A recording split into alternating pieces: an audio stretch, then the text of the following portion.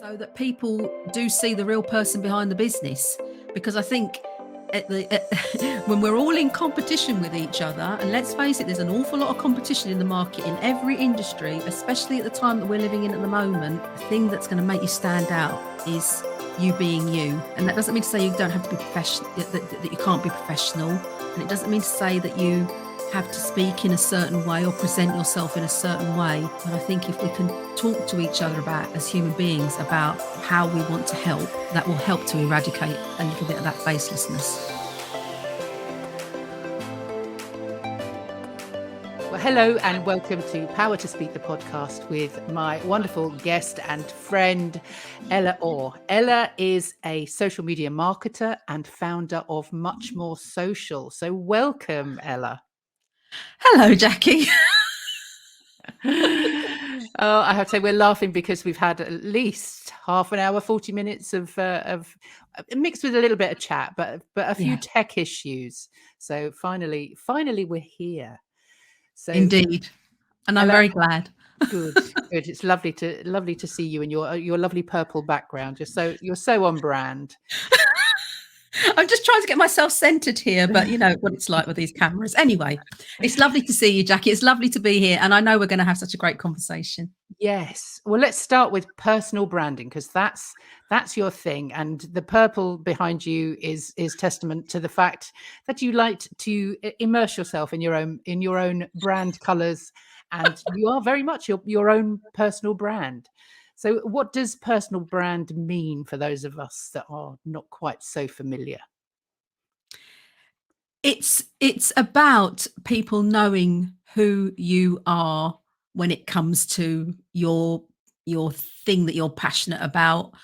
A lot of, well, you know, you hope that sort of business owners and entrepreneurs and people who are even working for other people, working for a business or a brand, are passionate about what they do, believe in what they do, care about what they do, because of the fact that they are giving service to others, they're helping others. That's what being in business and being on the market, as it were, is all about. It's not just about making profits, making money. It's about knowing what you can do to help and serve others.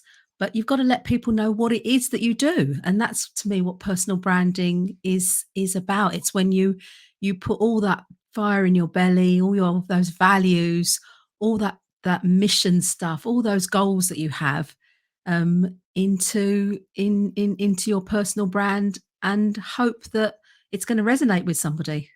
Yeah, so I assume that's the personal side of it. We all know what a brand is. We know what our brand colors are. We know how to brand our content and, you know, promotions that we're putting out there. So what is the personal element? Is it that, you know, what you are known for? Is it around values? What makes it personal? Because I always use the analogy that you could be selling the same person, living on the street, selling the same thing as somebody who's living on the same street as you or living in the same town as you. You could be selling exactly the same products, as in the case, say, of people who are in the legal profession or financial services or running the local coffee shop or running a hair salon or whatever it is. But apart from price point, the thing that really differentiates those businesses are the people who are running them. That's what makes it personal. It's the unique and individual way in which we promote, market our offers and our services. And you can't do that without putting your personality into it, which is why personal comes into that. But personal rather than private, when I think that's what puts a lot of people off personal branding, because they think they've got to talk about things to do with their personal life, their private life, their domestic life, and everything like that. But it's really, essentially, it boils down to putting personality into the way that you sell your offers and services. Yeah, which is great and relatively easy for those of us that are slightly more out there with what we're doing, and maybe, you know, those sort of services that have a sort of an overtly creative edge, you know, people that are creating content.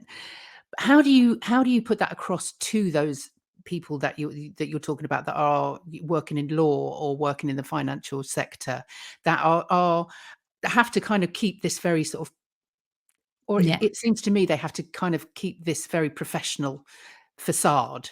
How do Yes. they show their personal brand? Well, I think it's first of all trying to help people to see that just because we're professional doesn't mean to say that we're not human. And the thing that always kind of gets me really is that a lot of these services that are being offered to help people in terms of managing their finances, managing their legal affairs, managing the big life stuff that we have in life, it's still about dealing with things that are very human. And so why it is that and and I know it's a historical thing, it will be that, you have to be appear a certain way and speak in a certain way and present yourself in a certain way when you are talking about legal products or financial products or whatever it is, wealth management, whatever. But essentially, you are dealing with the big life things of a human being, and nothing communicates better with us as human beings as when we talk to each other and we talk to each other as real people and we empathize and we understand what people's problems and pain points are. And I think that's where the personal brand element can really help with differentiating even those people who are offering services in regulated professions. Yes. See, that have you found, because I know you've kind of niched down into this, which is quite, it is quite a niche. It What is. what was that decision? Why decide to kind of niche down into those sort of regulated companies?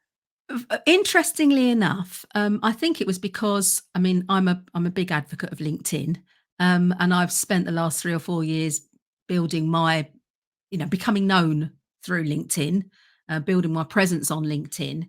And I think probably I don't know what it was, whether it was the fact that of the location that I'm in, where I'm based because I'm here in Leicestershire.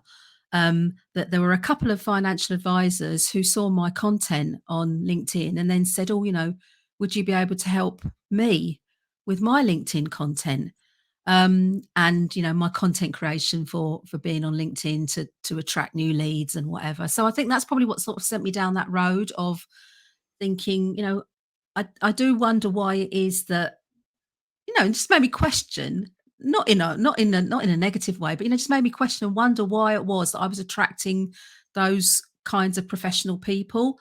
And I think it is probably partly the teaching background because I spent 30 years working as a teacher before I moved into this world of social media marketing and marketing in general and personal branding.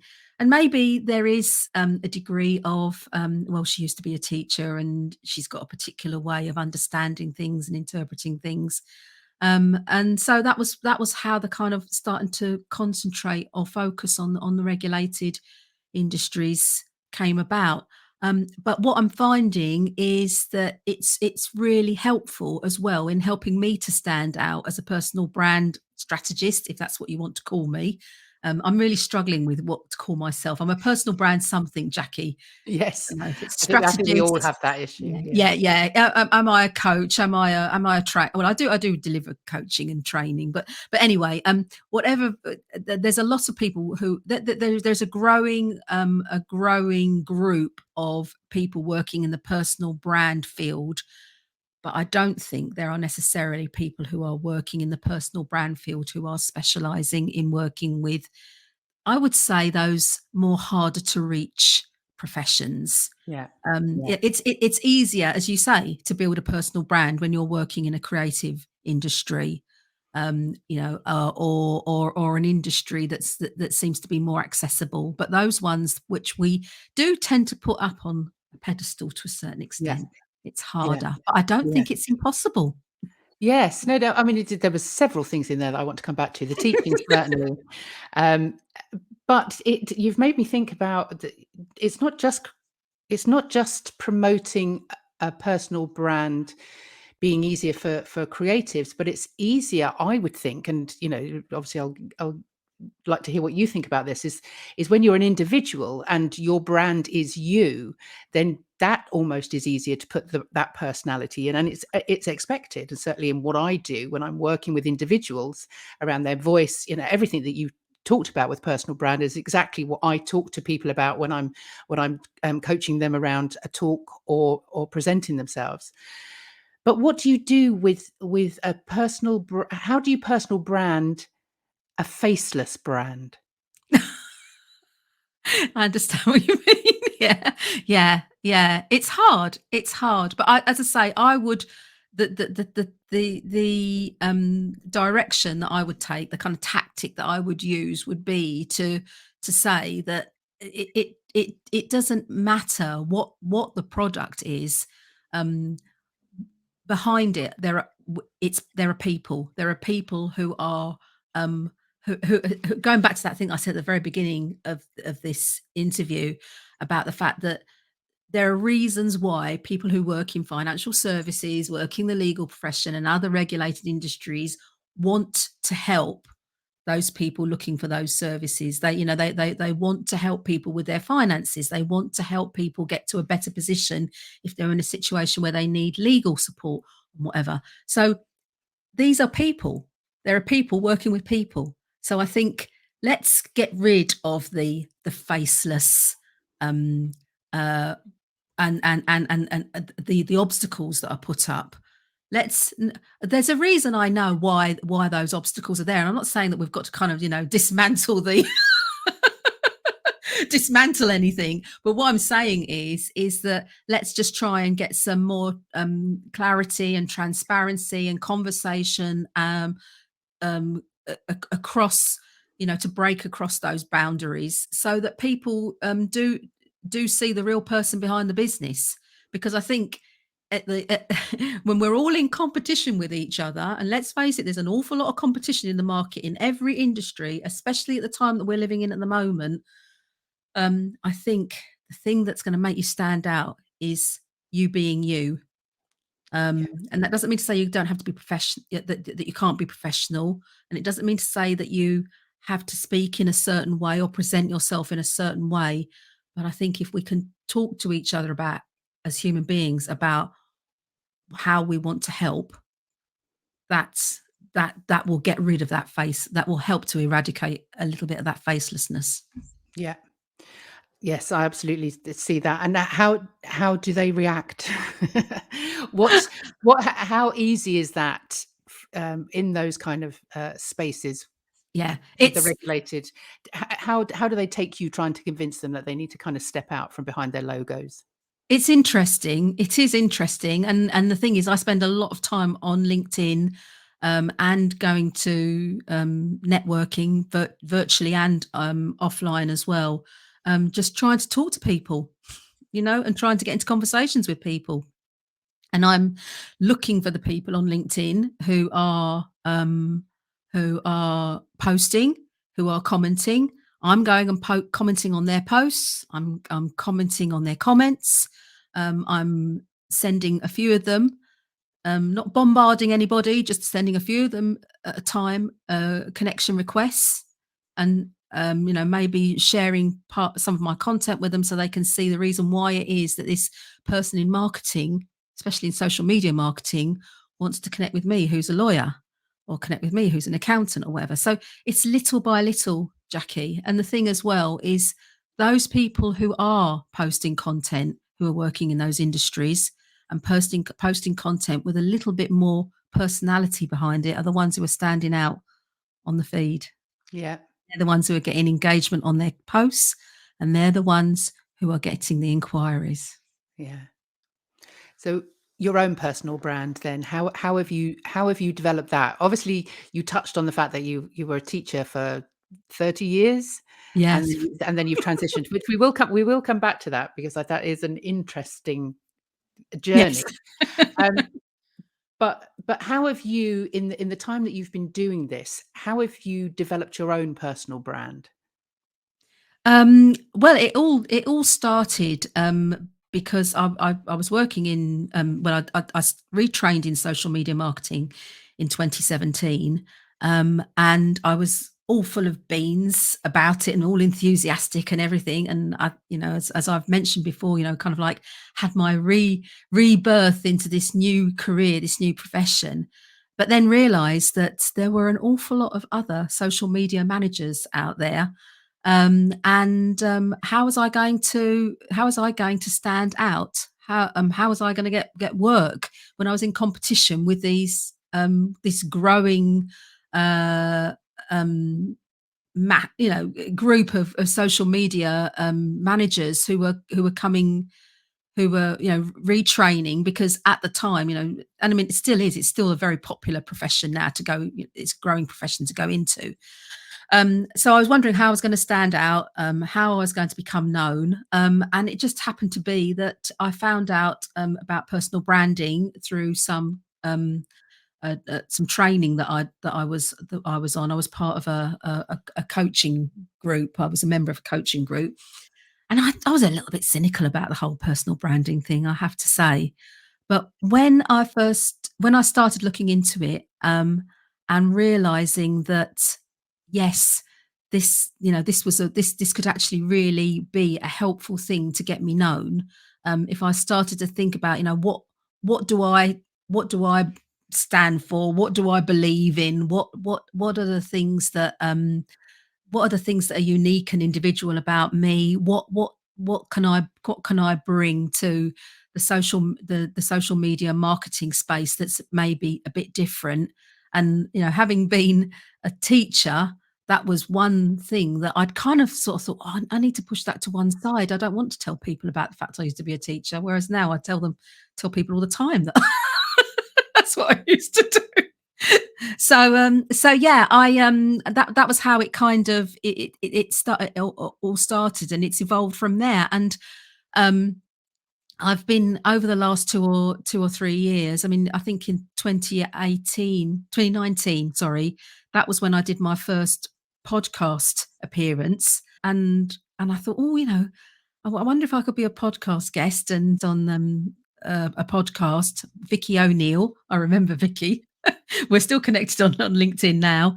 Um, and that was kind of like, okay, I need to do more podcasts. I need to try to craft my content a little better around personal branding. I need to talk about it as much as possible.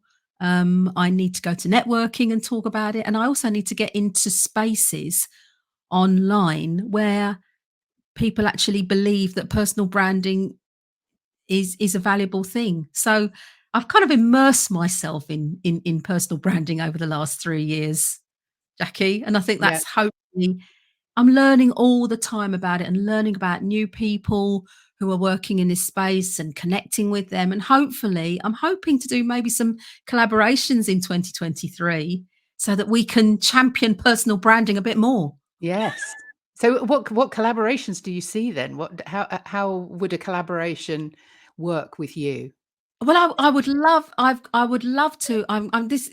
Funnily enough, I'm going to mention his name because it's bound to come up. It always comes up in a podcast. I'm going to mention John Aspirian, because John was saying the other day, and I'm also going to give John a bit of a plug as well in this podcast, because he's got a fantastic membership that I'm part of. But John would say, talk about, if you've got a plan to do something, say it in public. Don't keep it here in your head, because then it makes you accountable. Yes, I'm absolutely. thinking about running a series, or starting an audio room on LinkedIn, and inviting people to come and talk about how they've developed their personal brand. What a good idea.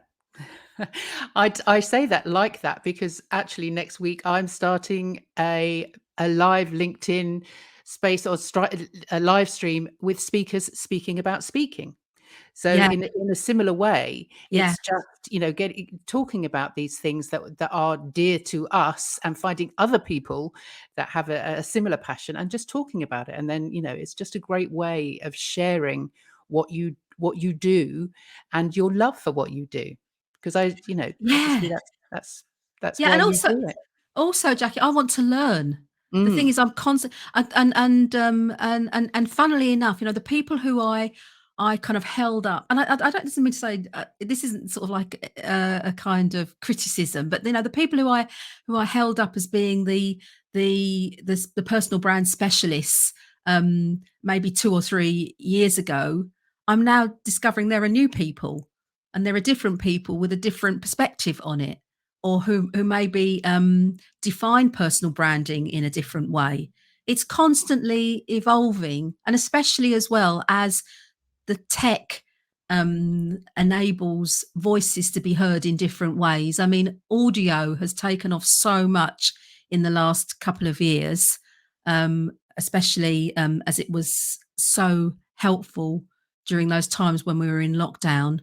And there wasn't, so we weren't getting out and about, and we wanted to have that kind of human interaction with each other. And so audio came along initially through Clubhouse, which I was very, very active on. And now, of course, LinkedIn's got its audio events, Twitter's got audio spaces as well.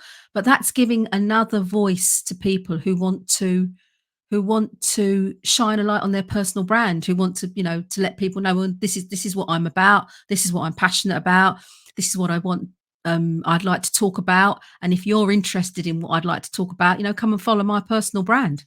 Yeah, absolutely. And I think in lockdown, I think it was the same, well, certainly the same for me, is suddenly discovering all of these other ways of marketing yourself and actually Mm, promoting yourself. I mean, I'm mm. not a marketer by any stretch of the imagination, but I am. Of course I am, because I run my own business. I have no choice. Yes.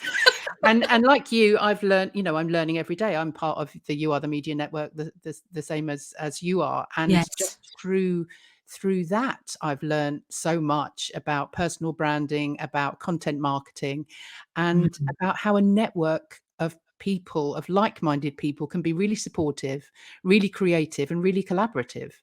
And I Yes. think so I would say then the advice from both of us is to get yourself out there and learn as much as you can about what it is that you're doing from the people on your social, within your social network and beyond.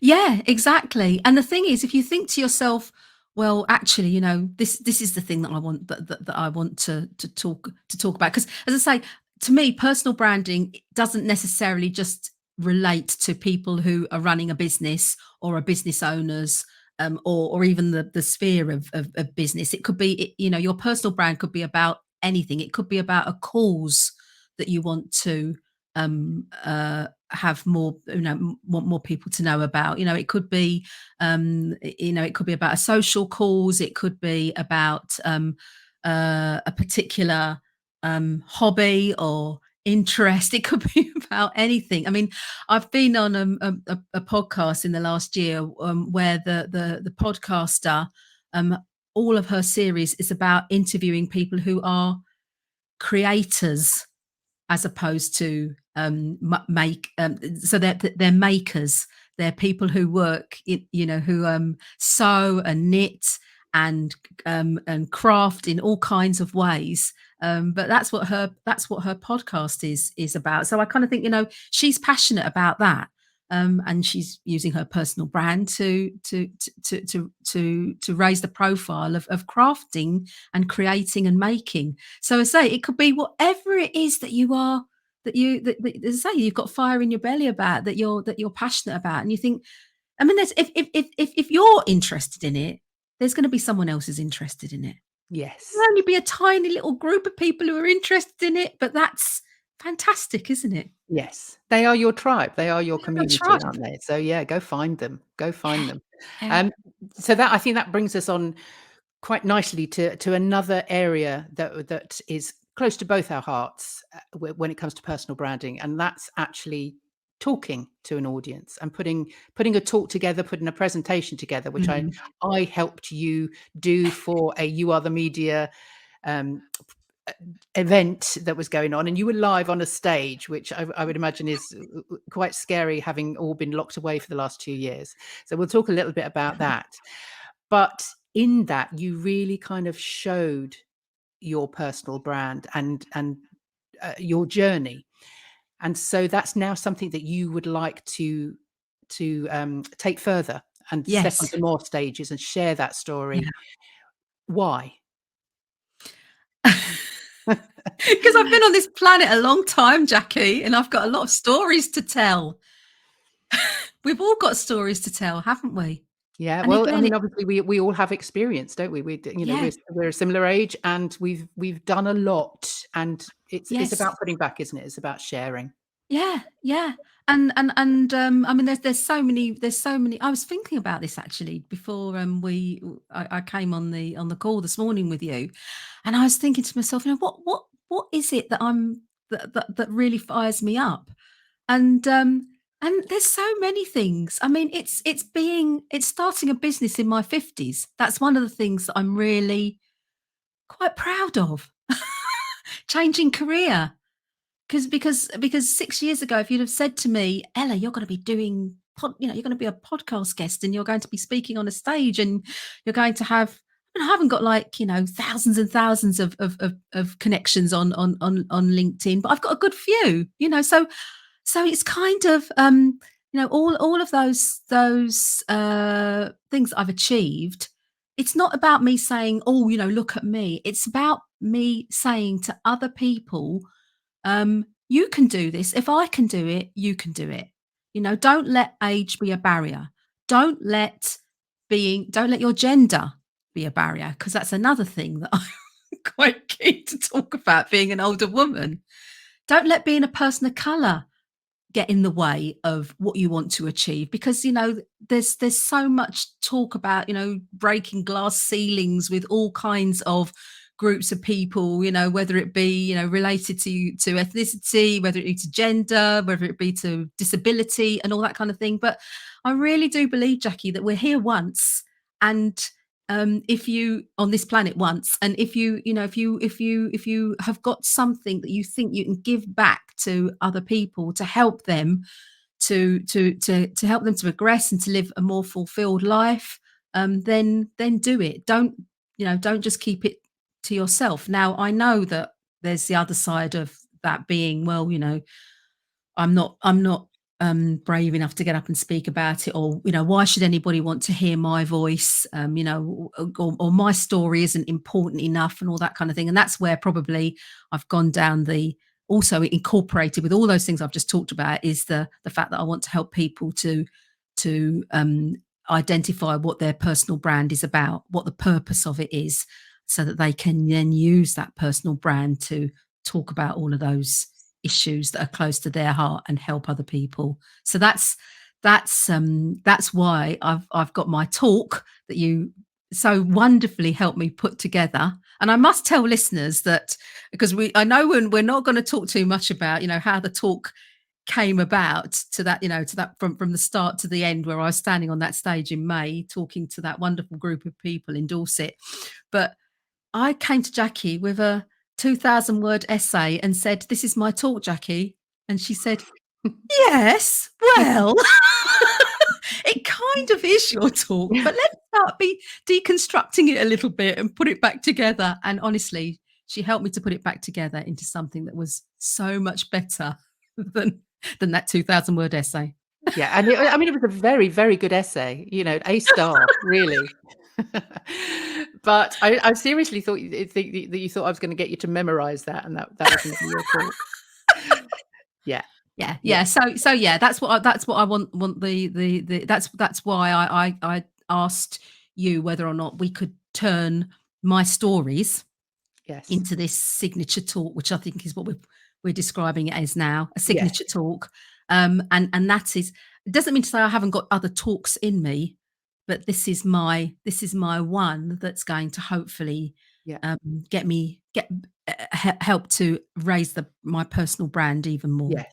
And I think, that's what I love to do, is to read between the lines, which is basically what I did with what you produced, that Mm. lovely essay, is to read between the lines and pull out the stories that related to that. So then that's what we did, is to find those stories. And once you've got all of that, and in the process of talking this out loud, I realized this the other day, is that that what we did together was find your personal brand, because your personal Yes. brand really lives in those stories and those Yeah. experiences.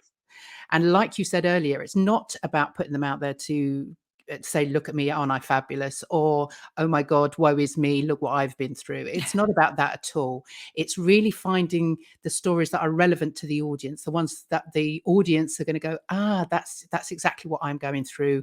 And then they look to you as somebody that's really helped them and Yeah. are of value.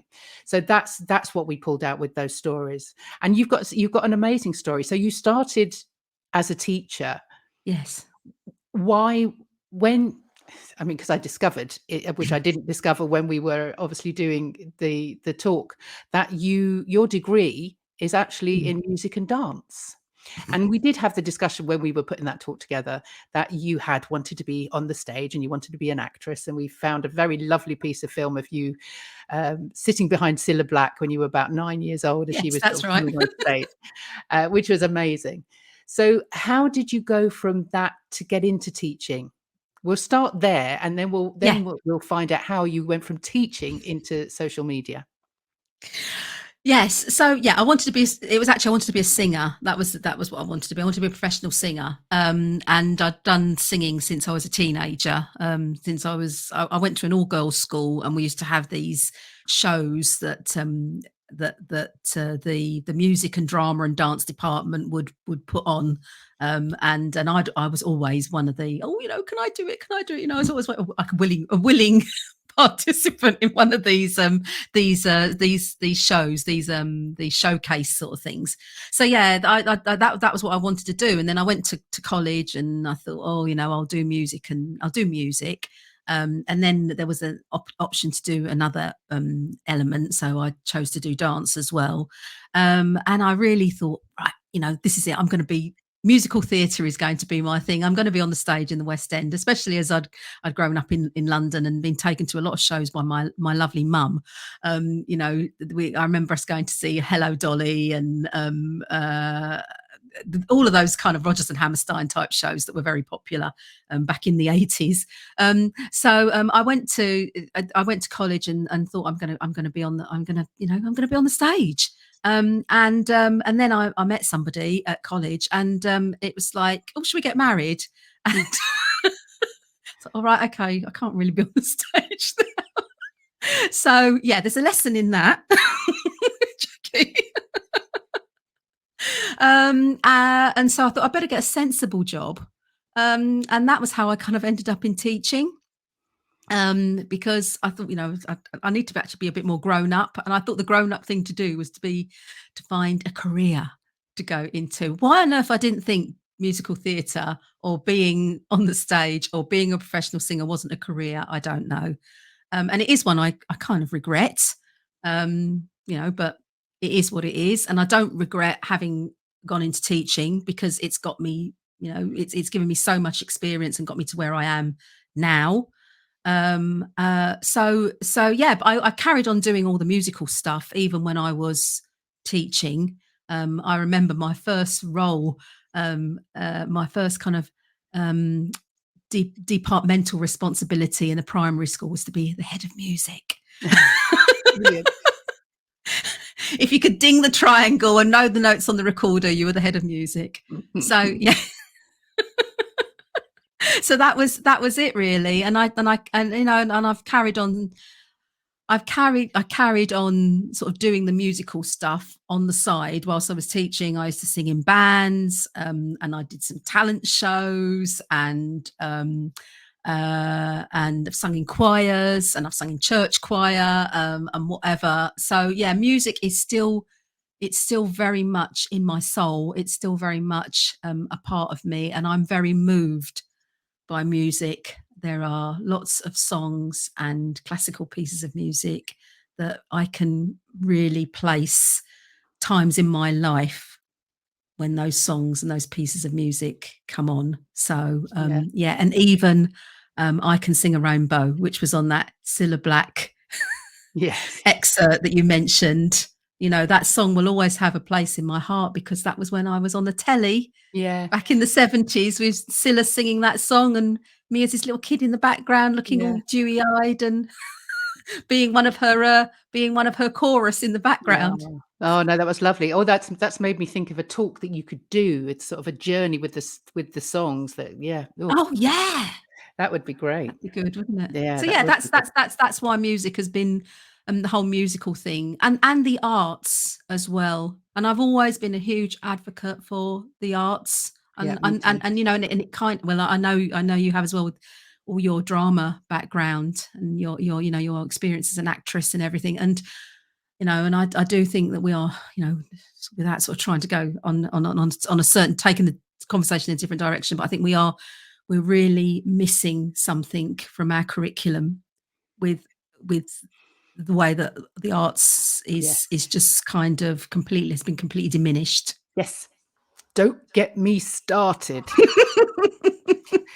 No, I Don't get won't. me started. Yeah, yeah. But yeah, no, the arts are, yeah, close to my heart too. Close to my Yes. heart too. So were you always sort of primary school? Did you ever dabble with the secondary Yes. school? Having worked in primary school for 13 years, primary schools for 13 years as a teacher, I then left teaching in the classroom, mainly due to Ofsted and all the you know the pressures of that. And but I managed to get a couple of education jobs working for educational charities. And funnily enough, interestingly, part of that work with those working with those charities was delivering workshops where we did drama and used drama techniques. We did a lot of role modeling and stuff like that using those particular techniques. So Yeah, again, the art sort of came into that, and we had to do you know movement and dance and everything. But then as inevitably happens with charities, the funding sort of folded and whatever, and I had to sort of find another education um, uh, sphere to sort of explore. So I went into adult education. Yeah, ah, teaching adults. Yeah. yeah, So, and that's where, you know, the natural thing now has sort of progressed now into me delivering training, sort of one to one, but also group training for marketing, for yeah, social media marketing and whatever, because it all ties in, and I feel so lucky the kind of journey that I've been on and how one thing has helped the next thing, that yeah, domino effect. yeah. But the domino's not necessarily falling. I'm piling them all up on top of each other instead. Yes. Stacking. I've heard stack. You know, I've heard that a few times from people saying that they've stacked their experiences. So That's a everything that brilliant happened, expression. yeah, Yeah. they've put everything on top of each other, and they use it as a whole. And I think now, and I think maybe it's different for the kids growing up now than it was for our generation, who if the career ladder went straight up. So you got on at the bottom and you worked your way up until you retired, and then you Yeah. went and sat in the garden, and then died early We're not because ready for that, Jackie. We're through not ready for boredom. that. Yes. Whereas now, the I always say that, you know, my career certainly has been like a jungle gym. It's like, you know, you go all over the place, Yeah. but every experience has kind of sat on top of the last one. And Yes. so now at this stage, and I've kind of gone from teaching into what I'm doing now. And I think it's quite a natural progression. And I know a lot of teachers that wanted to be on the stage. And it seems like quite a natural way of, I mean, well, certainly for me, it was a way of subsidizing going for auditions and doing all of that. You know, it was a Yeah. way of Yes. Yeah. doing that. But it's also kind of the ability to stand in front of an audience, and the Yeah. audience being the classroom. And it's a great way of practicing your craft of actually speaking out loud and just educating, but also entertaining and engaging. Yes. And funnily enough, actually, teaching, I think, is a far harder gig than Yes, standing and being a speaker because yes, when you're teaching, those people who you're teaching are expecting an awful lot from you, yeah. and they're, you know, and they're not always wanting to be there either. No, no, yeah, I remember it well. I mean, I can remember sort of starting teaching, I don't know, maybe sort of 10, 11-year-olds, and Mm. just not allowing a second where I didn't know what was gonna happen next, Yeah, because otherwise they were gone. yeah, They were, that's like, it. bouncing off the walls, whatever. So I Yeah. had to literally make sure that I was planned to the nth degree, because if there was Yes. ever a gap, if there was ever a point that I went, they were gone. So, yeah, yeah, I've spent years of just kind of herding cats, Yeah. basically. Yeah, yeah, but, what a brilliant experience that is, as uncomfortable as it can feel at times, that teaching experience, as you say, of standing there and you know your subject, you know what you've got to deliver, but you're not quite sure how the audience are going to receive it. Yeah. Yes. So yeah, yeah, I mean, it's been really helpful for me, and obviously it helped to calm those nerves when I was doing my first on stage talk in May. Yes. Because I thought, well, I've stood in front of classrooms of students, and stood in front of of halls of parents, and spoken. So I can do this. Yes. And did you find it easier because they were your own stories? Obviously, if you're stood in front of I've done the same, stood in front of an audience of parents and kind of introduced the kids, and this is what we're doing and everything else, and actually felt quite nervous doing that. Mm, yeah, But yeah. was it any different standing up and sharing your own experiences and, what your personal Yes. branding I mean, message? I think, for me, it was, and I know that you know this, and I think it came across to the audience at You Are the Media at the Creator Day event as well, that, it was very emotional. And I think that kind of emotion that was in my talk, because it was my, say my stories of my time going from leaving teaching and everything that kind of triggered all of that, that caused that to happen, to then, as you say, those moments of self-doubt and imposter syndrome, and who on earth am I to think that I can change my career at this age and expect to be successful, and all of that kind of thing. And the kind of ups and downs of that emotional journey. Obviously, that was me talking about that in that talk, and getting quite emotional. And I know that some people said to me at the end, after the talk, "Oh, Ella, I could feel myself welling up or responding emotionally in a way that I hadn't expected when you said those things, or I saw those images of your mum." Because my mum was a big part of me. My mum passing away was a big part of me reevaluating what I wanted to do with my life. So all of those kinds of things. I think, yeah, it's that emotional investment in that talk. That's what made it different to the usual stuff that I used to do when I was teaching in the Yeah. classroom. And Yeah. yeah, Yeah. Again, going back to that, the fact that those stories are your personal brand. I try to sort of talk to people about the fact that once they've got there, because it is a very vulnerable, and it is, as you say, it's very mm, emotional, and you kind of have to. Um, I kind of have to take people to those places. They're not necessarily going to have to use them for their talk. People are only going to mm, go out there, and I would only suggest talking about stuff they're comfortable talking about.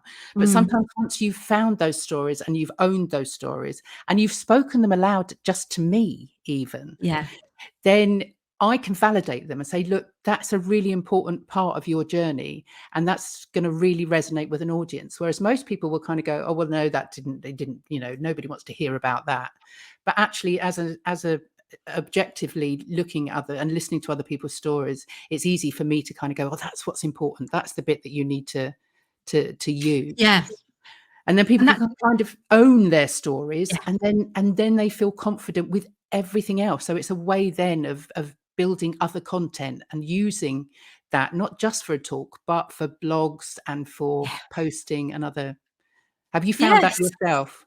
Yeah, no, I mean, you expressed that really, really so clearly, Jackie. Because as you say, there were things that you said to me were when we were putting my talk together. Of well, we can talk about that bit, and I thought, well, that's really insignificant. But actually, it turned out to be that was in the structure of the talk, as you say, not everything in your talk can be this really big thing that happened and that really big thing that happened. It needs to be punctuated with perhaps the what appears to be the less significant stories, the less significant events, but actually they take on a significance because of where they fit in between the bigger stories, if Yeah. that makes sense, what I'm just Yeah, yeah. saying. Yeah, Yeah, absolutely. but I think, Mm. that was why, and I think that's where, as you say, when you say those stories out loud, when you talk about those experiences out loud to somebody,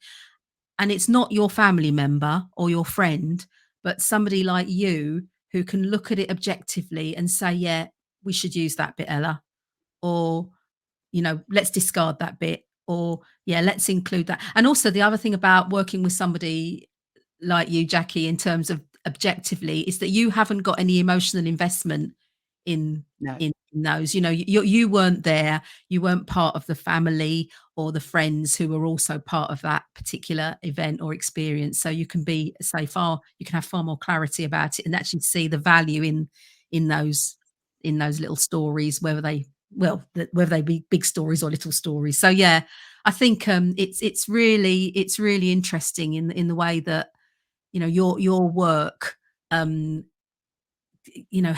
helps in terms of um giving light and shade to the talk. Yeah. So yeah, yeah, Oh, that's a and nice way. that's why I want to, this talk has been heard once, and I want to share it more if anyone wants to hear it. Yeah. Yeah, so if there are people out there listening that want to hear this talk, what give us a kind of a quick summary of what it is that the talk can do for an audience, if somebody was thinking of taking you on as a speaker. Oh, that's a great question. And I'm glad you've asked that because this is a bit me having to do a 60. I've got to do an elevator pitch on this now, haven't I? Yeah, I mean, it's very much a talk about transitioning from one thing to another. So one big event. So these are big events. One transitioning from one event to another, and that event could be anything. It could be related to work. It could be related to, um, you know, changing location. It could be, something to do with relationships or whatever it is. Because we have these big events that happen in life, don't we? But mine was transitioning from leaving my career in teaching to moving into social media marketing, but then how am I going to make a success of that? Because you can transition into something, um, uh, and then think, oh God, I wish I hadn't done that. There's mistakes that I made. I want to go back to the previous life or the previous thing. And then you can't because you've already, psychologically in a way you have moved on, even though you think you haven't, and all that kind of thing. So the talk is very much about me transitioning from one career to another, what I learnt about myself, um, uh, uh, as I went from that transition, where I'm hoping that transition you know is going to take me next, because I'm not stopping here. We keep moving on, we keep moving forward. And there's some practical elements in it as well in terms of personal branding, and thinking about what helps you in thinking about your personal brand, which will then help you to move on in the next stage of whatever it is that you are doing. So that's really what the talk is about. It's about, I mean, we are you are the media. It was about transitioning from one career to another and using what you'd got in terms of transferable skills and your previous life experience and how that helped you with this new thing that you were doing. But as I say, it doesn't have to be career mind related to careers. It could be related to anything. But it's about what we need to muster, or what it's helpful for us to muster as human beings in order to make that transition smooth and as successful as possible. Yeah, brilliant. I also try I can remember keep saying to you week after week, we need to put the TikTok videos in because in terms of personal brand, Ella, you do these amazing TikTok videos Mhm. on TikTok, T obviously, but also on Instagram of Yeah. your weightlifting, because obviously this is Oh, God. something as well that you kind of have found Yes, in your it is. 50s. Yeah, And, you know, you have the weightlifting videos, you have your own personal branding reels that you do. yeah. How does that help with your branding? And is it what advice would you give to people into, because I was thinking about this when you were talking about those regulated businesses, and I just wondered whether they'd ever seen your Instagram feed. And whether that would go, "Oh, yes, Ella's the right person for us." But obviously it's a part of you, and it's a part of who Yes. you are as a human being, and it's a part Yeah. of you as your personal brand and your business. Yeah, yeah. So tell us a little bit about why you kind of put yourself out there in that way, and also with the weightlifting. Is that how's that Yeah. kind of that's a bit of a transition, I would imagine. Yes, yeah, yeah, and I think, again, the kind of seed of all of this starts with the social media marketing, because that's the area of marketing I really know very, very well. And content creation is a huge part of social media marketing, and having that variety of content.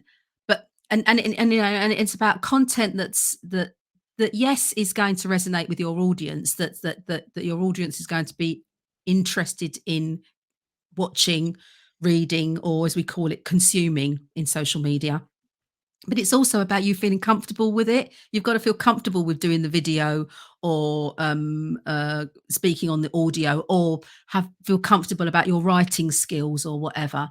But I've I sort of embraced video from quite early on when I was starting in. And again, I think it all started on LinkedIn. I did my first video on LinkedIn, and from then on, I sort of started doing videos on Instagram and Facebook Lives and stuff like that.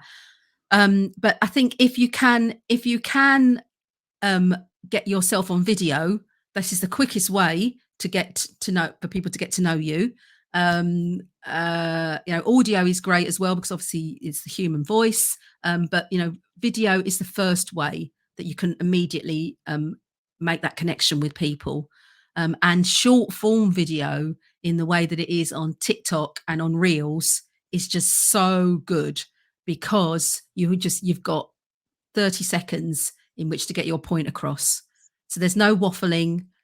You've got to make an impact. I mean, on TikTok, they say you've got to make an impact in the first 3 seconds.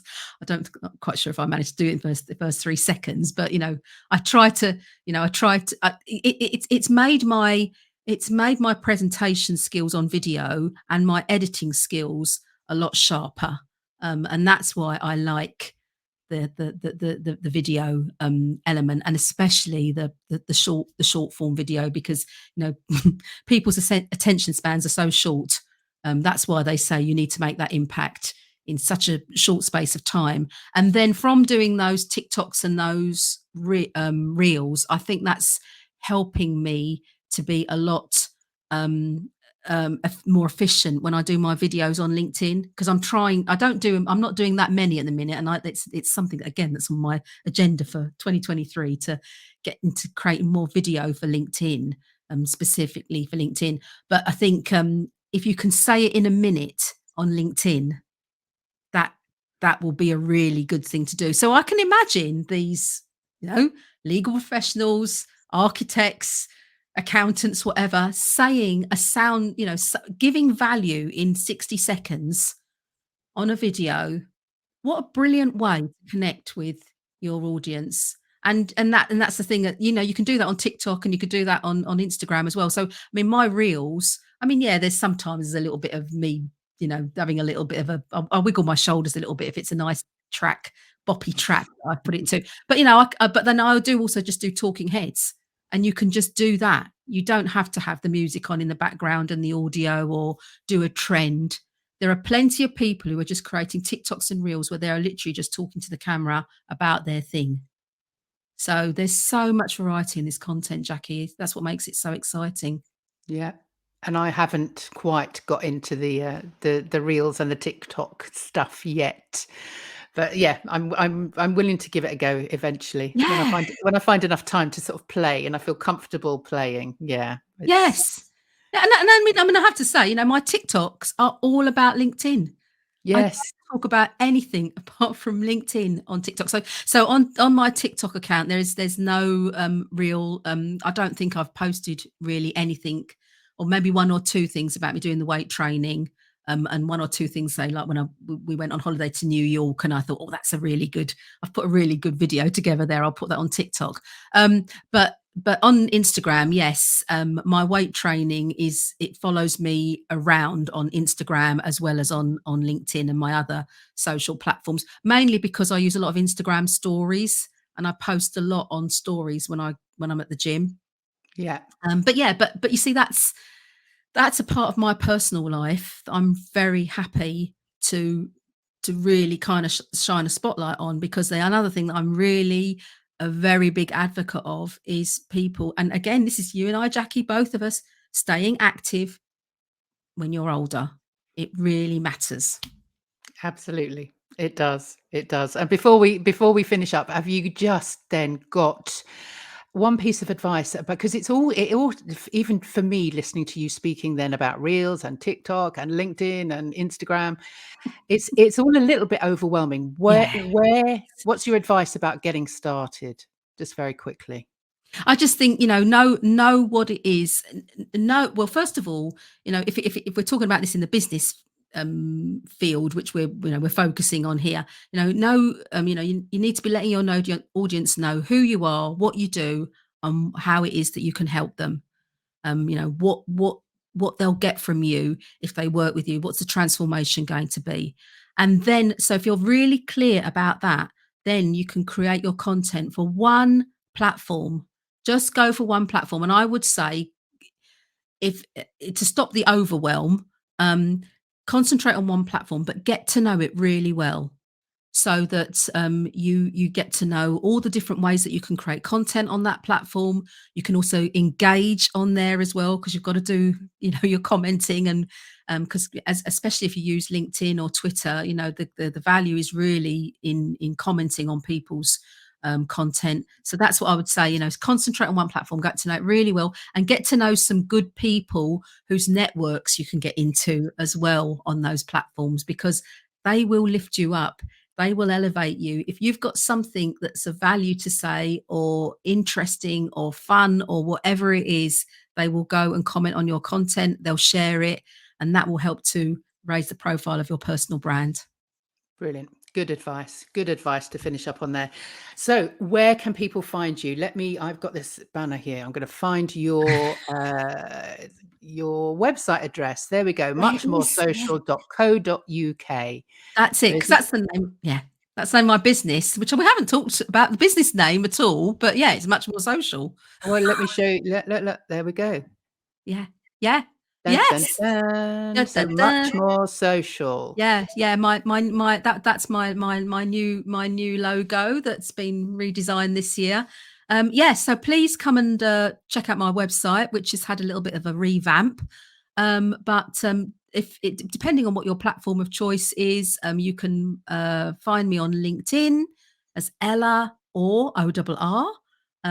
You can find me on Twitter at Much More Social. You can find me on Instagram at Much More Social. I think I'm Ella or on TikTok, um, Facebook, Ella or Much More Social, or come and check me out on my website and drop me a message there, because there's a contact me page. But I'd love to have a chat to anybody who's interested in thinking that they want to start their personal brand journey.